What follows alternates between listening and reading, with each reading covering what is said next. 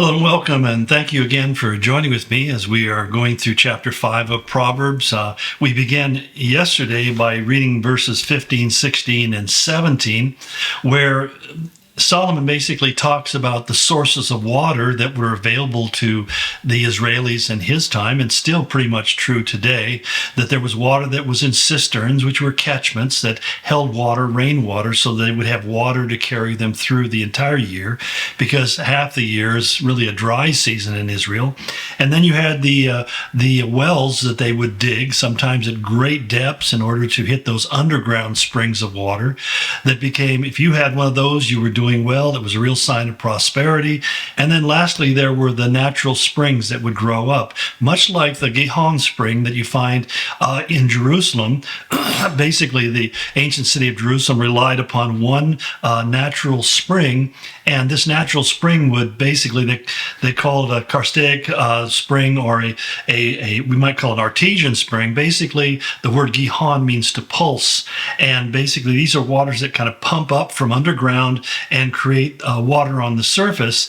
And this is really the key source of water for Jerusalem up until modern times. So anyway, water is equivalent to life. It's the most important thing. And it was also a measure of prosperity, because when you look at places where cities were built in Israel, they always had like basically three things that were necessary. Number one, they were often built on an elevated plateau or hill so that they could have a better defensive position. You know, you build your city on top of a hill, you put up walls, and it makes it that much more difficult for the enemy to reach you. But also secondarily, that usually had to be on a major trade route, because the whole idea of prospering from having a city was to be able to control the travel and trade of goods back and forth. And so this was also a key point. You put a city in a place where there was a need. You know, the idea that somebody is traveling from Egypt to Mesopotamia, if they would have places where they could stop and rest and reprovision, these became places that prospered as well. So you also, this is why you wanted to be defensible, because you were allowing people into your city, or at least into the environment of your city, who were not necessarily your own people, and who basically, most of these people traveled, they would steal anything that wasn't hot or nailed down. And then thirdly, you had to have a source of water. And so there was always a source of water somewhere around near the city or within the city, usually a natural spring. But to augment that again, they would build cisterns as catchments, and also if they were necessary, they would dig down and create wells so they could have abundant or sufficient water, because a city could never grow any larger than the supply of water. Later on, the Romans, of course, created an advanced technology where they built aqueducts. They'd go someplace like Carmel and they'd build an aqueduct down to the city of Caesarea. That aqueduct would have to travel about 12 miles overland, and these, of course, were elevated structures, but they had it so that the water would flow down at a very precise rate, basically about 1 centimeter every 3 meters. And so it would flow consistently, not too fast, because it would come down and flood everything. So it had to be just basically a slow drizzle that would come down and fill their cisterns and their wells and so forth full of water, and that's how they survived. So the more water you could get, the more prosperous and larger a city could be. And so just the word water had become really equivalent to the idea of prosperity and blessing. And when we read, for example, let rivers of living waters flow. Well, what are living waters? Living waters are waters that flow naturally by themselves. In other words, a spring is living water. A cistern or a well, they didn't call it living water because it wasn't nearly as fresh or healthy. But if you had a river or a spring that was bringing up fresh water, that was living water. Interestingly, that when you went into the temple to worship, you had to go into what they called a mikvah, which was basically, again, like a cistern or a catchment, but the water in there had to come from a natural source. So it had to either come from rain or it had to come from a spring or a well. It couldn't be water that you had dredged up by a bucket, because that was labor. And so the idea of a mikvah as a place of cleansing was also the idea of grace. You're being washed in waters that you did not work to provide. So you're trusting in the graciousness of that water water to cleanse you and prepare you and enable you to go into the presence of the Lord. Well, Solomon here is using this as a way of illustrating the importance of fidelity in marriage. That basically, he goes on to say in verse 18, he says, may your fountains be blessed and may you rejoice in the wife of your youth. So there we see the metaphors used to illustrate a principle, rejoicing in the wife of your youth. Now, what does that mean? It means that you marry someone and you stay faithful to them and you find your blessing and your pleasure in their relationship, not by simply getting tired of someone and moving on to someone else. He goes on to say that you should treat her as a loving doe, a graceful deer. And he says, may her breasts satisfy you always and may you be captivated by her love. Now, the allusion here again is towards physical romance and intimacy. And one of the things that I think is problematic in our day and age is that we look at physical intimacy as the basis of a meaningful relationship, where in fact physical intimacy is the consequence of a meaningful relationship. In other words, just to have sexual intimacy with a person doesn't mean that you have connected with them on any kind of emotional level. But if you have connected with a person of the opposite sex on an emotional level, then there is an intimacy there that's not based upon even the physical attractiveness per se. And one of the things we just have to be honest, as we get older, by most people's standards, we don't look so good. Like my oldest son said, my wife and I the other day, he says, for your age, you guys really look good.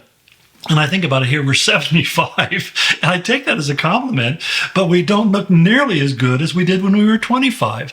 That's just the fact of life. And yet I am as attracted to my wife as the day I met her. And the whole point is that our relationship is not based upon physical attractiveness nearly as much as it is the intimacy that is developed in our 55 years of marriage together. And this is where he's saying, this is where the joy is. This is where the blessing lies, in that relationship of fidelity, that relationship that has bonded and built together over decades of time, so that you have this shared experience. Now, that's why then he says in contrast in verse 20, he goes, why be captivated, my son, by an adulteress? Why embrace the bosom of another man's wife? In other words, he's essentially saying, because nothing good can come out of it, there's nothing permanent, nothing lasting, and therefore there's nothing that's ultimately satisfying in just simply becoming involved with somebody other than the one that you swore to God and to that person that you would be faithful to all the days of your life.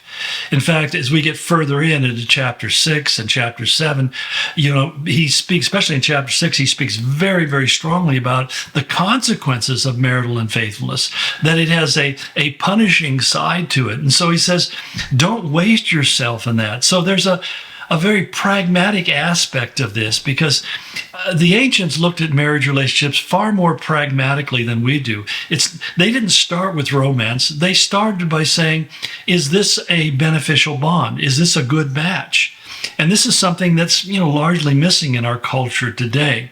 I remember I was teaching in India at an Asian Biblical Seminary many years ago, and the students asked me what I thought about love marriage. And my first thought was, of course, you should love the person you marry. And then I realized in India, you don't even necessarily know the person you're marrying before you've married them. And love is something that they expect to develop over time as they get to know each other. So it's not like they fall in love and then get married. They get married and then learn to love one another over time. And that was really the way marriage was handled up until what we call the 19th century, the Romantic era, where suddenly in the prosperity and the decadence of the British and French empires, people began to think about pleasures that they could satiate themselves to, and they began to create these romance novels, kind of like the Jane Eyre and those kind of books that you read that are so romantic. But the point is that they are really reflecting a rather different point of view that had been historically the point of view from earliest times. It's kind of like in the musical Fiddler on the Roof, where Tevye's wife asked him, "Do you love me?" And he goes through this whole scene of, "Do I love you? Well, I married you. I've raised your kids. I've worked with you." He goes through all these things that has been the summation of their years together. And he says, "I guess I do love you." I guess I do love you, because they have built this life together.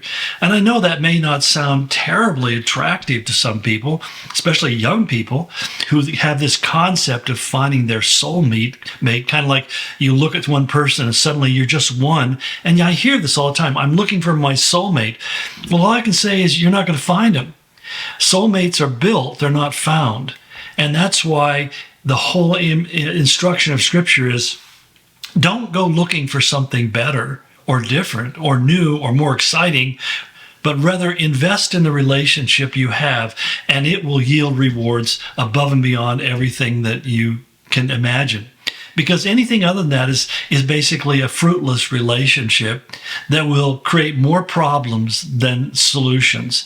And as I look at, as a pastor, having dealt with so many counseling situations, 90% of the train wrecks that we have to deal with in terms of people who are seeking help and solutions has to do with the issue of divorce and broken relationships and unfaithfulness and things of that nature. That's the lion's load that pastors have to deal with today. And so we see the real effect of that upon not only the couple, but upon their children and their extended families. You know, in ancient Israel, they had a custom that you would plant a tree, not for yourself, but you plant it for your children, your legacy, generations after you. And that's the whole idea of staying faithfully married to another person, is that over time, you build a legacy. In other words, that by producing children and building a family, you establish a legacy, and then you leave a heritage to those who come after you. Well, I see I'm out of time, so I'll wrap this up, but hope this gives you some things to begin to think about. God bless.